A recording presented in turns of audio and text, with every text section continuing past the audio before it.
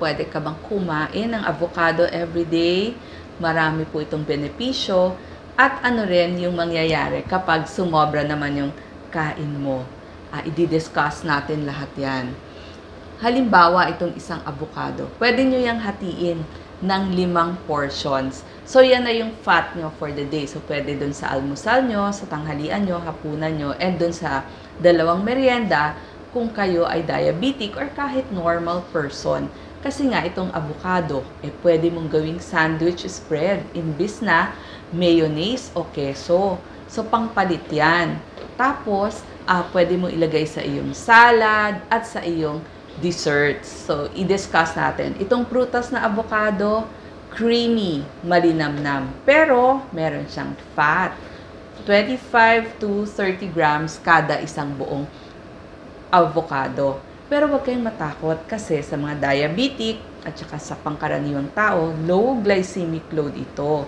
Basta katamtamang dami lang ang kakainin sa bawat araw. Okay, di ba? Ang sarap Meron ng mga avocado oil ngayon. So, pwede mo ilagay sa salad, desserts, ice cream. Huwag na pong lagyan ng maraming condensed milk kasi creamy na siya malasa na siya on its own. Makikita natin, meron siyang fats. Ang fats niya ay good fats. Yun yung monounsaturated fats. Ibig sabihin, healthy sa ating heart. Parang olive oil. Ito yung fat na nagpapabagal ng pagtunaw o digestion.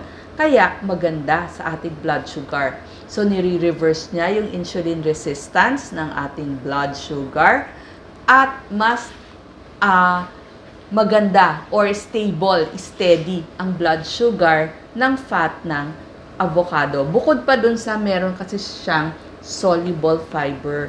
So, yung dietary fiber niya ay soluble fiber. Ibig sabihin, ini-stabilize o mas matatag ang blood sugar sa ating dugo.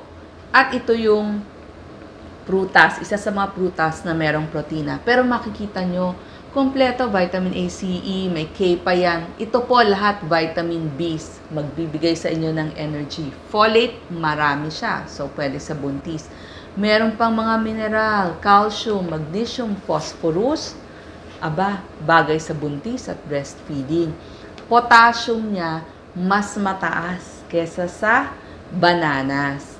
So, ganun kaganda ang ating avocado. May fiber, may protein, tapos may iron pa siya, iron, calcium para sa buntis. So, lahat zinc. Meron din siyang choline tsaka glutathione. Kaya nagpapaganda ang ating avocado. Okay, ano pa yung mga benepisyo? So, nasabi ko na, benepisyo sa blood sugar. Maganda din siya sa ating puso, sa ating blood pressure, kasi meron siyang beta-sitosterol. So, ito yung mga compounds na nagpapataas ng good cholesterol sa ating dugo. Bukod pa dun sa soluble fiber, syempre, di ba, pang-cholesterol din yun. So, ibig sabihin, laban to sa stroke, maganda sa blood pressure, bagay sa diabetic, at dun sa may problema sa potassium. Maganda din siya sa ating buto at sa ating ipin. Kasi bukod dun sa kanyang magnesium, phosphorus, manganese, calcium, so bawas ang osteoporosis o paglambot ng buto. At saka meron siyang vitamin K. So, ang maganda sa vitamin K para mas ma-absorb yung calcium at hindi matapon dun sa ating ihi. Maganda din siya sa ating mga buntis at nagbe-breastfeeding. Kasi madami siyang folate. Laban pa yun sa anemia, kompleto sa vitamina, leg cramps, hindi ba lagi nagla-leg cramps ang buntis? Mataas siya sa potassium. Laging di matunawan ang mga buntis. Tapos mataas siya sa folate content. So bagay dun sa inyong sanggol, sa brain development ng inyong sanggol. Tsaka pag di kayo makakain, ito na lang. Kasi masarap siya kainin creamy, so mas malasa. Bukod pa sa source of calcium kasi kukunin niya ng bata. Tapos maganda din sa mata itong ating avocado. Kasi may mga phytochemical siya na lutein, zeaxanthin.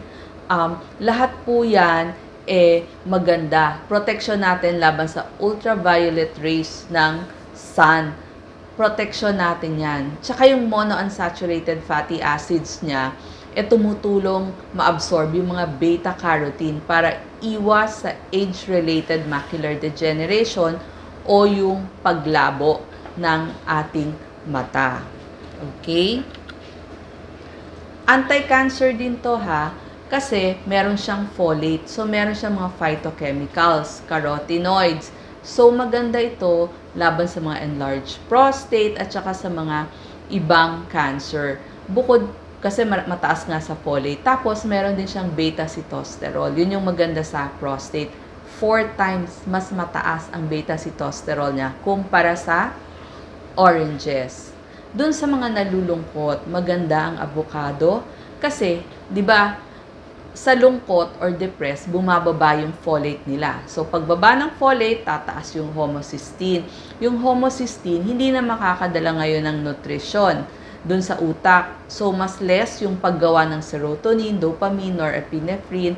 So, ito yung mga nagsasaayos o nagre-regulate ng ating mood, ng ating tulog, ng ating gutom. Since mataas to sa folate, so mas bababa homocysteine, so mas gaganda din yung mga serotonin, dopamine, at norepinephrine natin. So, gaganda ang mood pag kumain ka ng avocado, lalo na kung mga avocado ice candy o kaya yung mga avocado na nilagyan ng ice. Bawas lang sa mga paglagay ng asukal. Okay? Maganda din siya pangtunaw, digestion para sa tiyan kasi may fiber nga siya, iwas sa pagtitibi, tapos nagsisilbing pagkain ng good bacteria sa ating tiyan. At ang maganda pa sa kanya, dun sa mga kasukasuan natin, nakita nila sa mga may rayuma, nakakapagbawas ito ng sintomas ng rayuma dahil meron siyang saponins. At dahil meron siyang protein, tsaka diba sabi ko lahat ng vitamin B's. So, nagbibigay siya ng energy. Maganda din ito sa ating utak kasi may vitamin E, antioxidant yon para sa memorya, sa pag-iisip at proteksyon sa Alzheimer's disease. Okay? So, brain health, maganda siya. Alam nyo, team player itong ating avocado.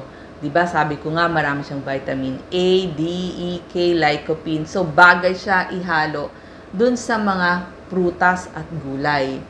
Okay, paano gagawin? Nakita nyo itong sandwich na to. Imbis na mag-mayonnaise kayo, egg mayo to ipalit nyo sa mayonnaise, dinurog na avocado. So, yun na yung papalaman nyo sa inyong sandwich.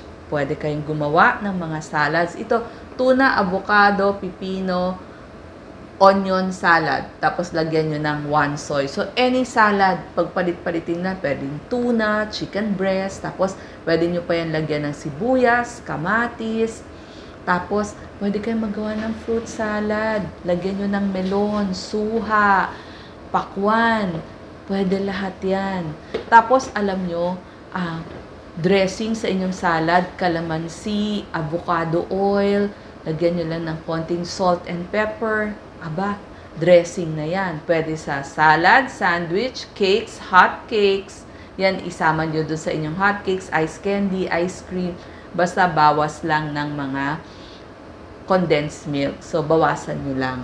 At, nakita natin, ginagawa na rin siyang avocado oil. Diba sabi ko nga, good fat siya, para siyang olive oil. Meron siyang omega-3 fatty acid, bukod pa dun sa vitamin A, D, E niya. So, yung sa balat natin, sa skin natin, maganda siya sa vitamin, mas maganda siya sa, dahil meron siyang vitamin E, K, lecithin, mas naa-absorb ng ating skin. So, yung epidermis natin, mas gagawa siya ng bagong layer ng skin, lalo na kung wrinkled ang ating skin. Tapos, nakakatulong din yan sa eczema, psoriasis, sunburn. Tapos, maganda din sa kuko, sa buhok, sa anit, lalo na kung meron kayong balakubak. So, nakakatulong lahat yan. Okay? Tapos, paano ba pipili ng avocado? Pag very light green, ay ito 5 araw pa. Dark green na siya, 3 days, pwede nyo na kainin. Ito yung sakto. in 24 hours, abay kainin nyo na agad, kundi ma-overripe. Ito yung pinakamagandang kulay.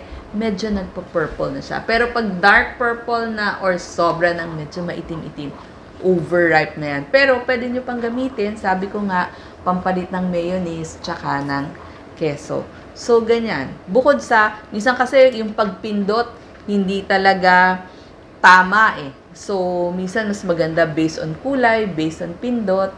Yan yung mga pagpili ng ating avocado. Huwag nyo lang agad ilagay sa ref ha, pag hindi pa siya hinog. Pero pag hinog na, nakita nyo, medyo firm na, ganito na. Ilagay nyo na para tumagal naman.